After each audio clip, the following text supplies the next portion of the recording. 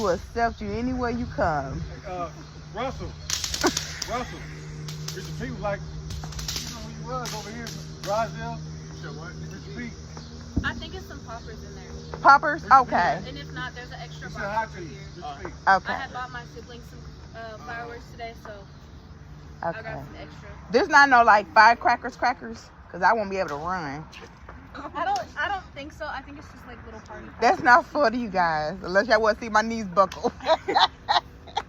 Just have Russell light them with them. Yeah, Russell, you may have to help me with this with him, because I can't run because of my knees. They may buckle. You want to try one? Oh, thank you. Mm-hmm. Eli. What's your name? I made some homemade cake. Want to try it?